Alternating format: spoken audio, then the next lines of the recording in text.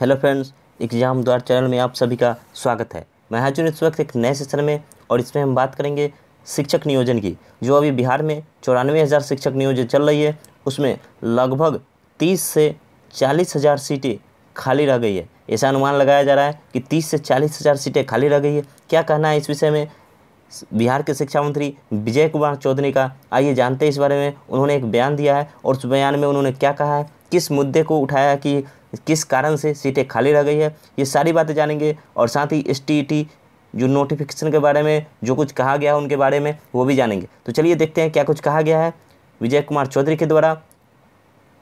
चलिए, उससे पहले अगर आपने अभी तक चैनल को सब्सक्राइब नहीं किया है तो चैनल को सब्सक्राइब कर ले, साथ ही एक बेल आइकन है उसे भी प्रेस कर ले। आपको बता दें कि कल यानी 13 अगस्त को बिहार में बिहार B.Ed प्रवेश परीक्षा का एग्ज़ाम लिया गया, इम्तिहान हुआ था कल यानी 13 अगस्त को। बिहार में जितने भी B.Ed कॉलेज हैं सरकारी, उन सभी में एडमिशन के लिए प्रवेश परीक्षा यानी एंट्रेंस टेस्ट लिया गया।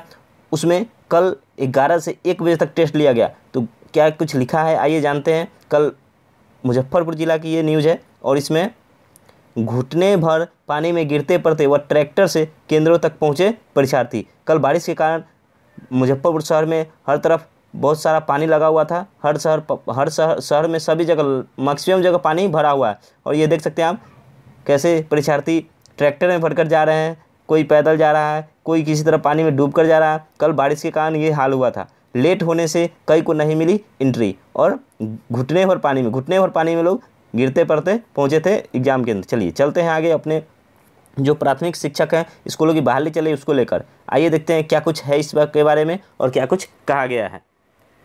प्रारंभिक स्कूलों में शिक्षक बहाली, अभी बिहार में 94,000 शिक्षक बहाली चल रही है, उसको लेकर इसमें क्या कुछ कहा गया है, क्या कुछ न्यूज़पेपर के द्वारा कहा गया है, ये देखते हैं। तो 90,762 पद के लिए 2.50 यानी लगभग 2.5 लाख अभ्यर्थी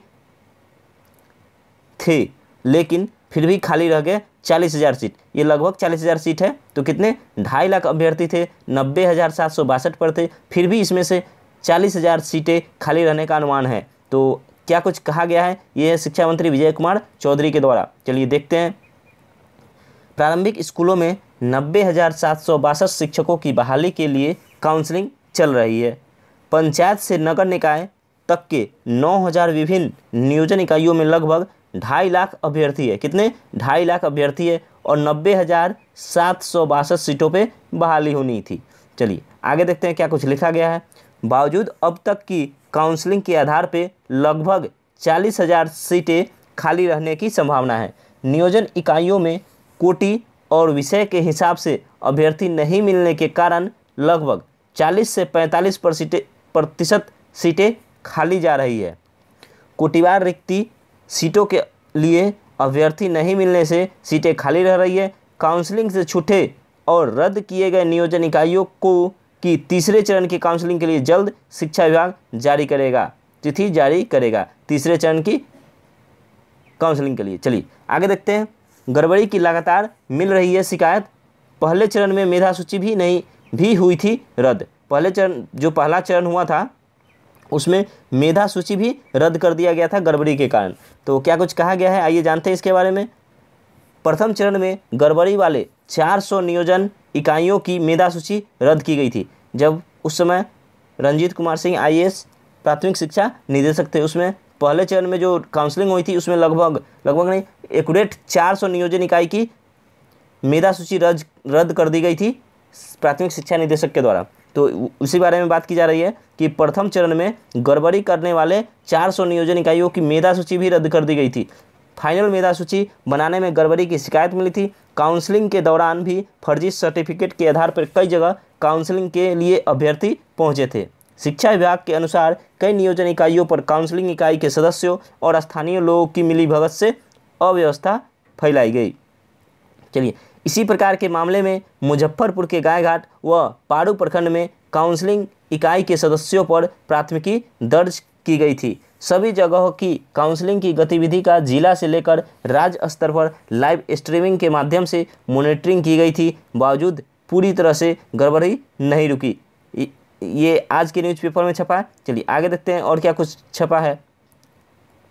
बांका व मधुबनी की 3 प्रखंड नियोजन इकाइयों की काउंसलिंग रद्द। ये कहा गया है, कहाँ की है ये, तो ये बांका की है। बांका व मधुबनी की 3 प्रखंड नियोजन की काउंसलिंग रद्द हो गई है। आइए जानते हैं क्या कुछ कहा गया है और इसके लिए लेटर भी जारी कर दिया गया है। शिक्षक बहाली में अनियमितता और गड़बड़ी के आरोप में बांका जिले के शुभगुंज पर शंभूगंज और अमरपुर प्रखंड नियोजन इकाई की 7, 9 और 10 अगस्त की काउंसलिंग रद्द की गई है। कहाँ की ये किया गया है, शंभूगंज और अमरपुर प्रखंड के। कब कब की, 7 अगस्त को हुआ था, 9 अगस्त को हुआ था और 10 अगस्त को हुआ था। ये तीनों अगस्त यानी अगस्त में जो 7, 9 और 10 अगस्त को काउंसलिंग हुई थी शंभूगंज और अमरपुर प्रखंड की, इसकी काउंसलिंग रद्द की गई है। इसके लिए लेटर जारी कर दिया गया है। मधुबनी के डीएम और डीईओ की रिपोर्ट पर बासोपट्टी प्रखंड नियोजन इकाई की 7 अगस्त की काउंसलिंग रद्द की गई है। कहाँ की, बासोपट्टी, और ये कहाँ है, मधुबनी। मधुबनी के बासोपट्टी प्रखंड नियोजन इकाई के 7 अगस्त को जब काउंसलिंग हुआ था उसका भी नियोजन हुआ था, काउंसलिंग हुआ था, उसे रद्द कर दिया गया है। आइए और क्या कुछ कहा गया है, आइए वो भी देखते हैं। तो इसमें है कहाँ की, बांका और मधुबनी की। चलिए आगे चलते हैं, आगे देखते हैं आगे क्या कुछ कहा गया। तो ये जो शिक्षा मंत्री ने बयान दिया है, जो शिक्षा मंत्री के माध्यम से जो बयान आया है उसको लेकर है। कुछ प्रश्न पूछे गए, सीधी बात, यानी ये न्यूज़पेपर का कटिंग है और इस न्यूज़पेपर के माध्यम से शिक्षा मंत्री से जो सीटें खाली रह गई उसके बारे में कुछ सवाल पूछे गए। उसका जवाब क्या दिया है शिक्षा मंत्री ने, आइए वो देखते हैं। तो शिक्षा मंत्री से ये पहला सवाल पूछा गया, शिक्षकों की बहाली के लिए सीट क्यों रह रही है खाली। शिक्षकों की बहाली के लिए सीट खाली क्यों रह रही है, इस पर शिक्षा मंत्री विजय कुमार चौधरी का बयान था कि कोटि और विषयवार अभ्यर्थी नहीं मिलने के कारण ही कहीं कहीं सीट खाली रह रही है।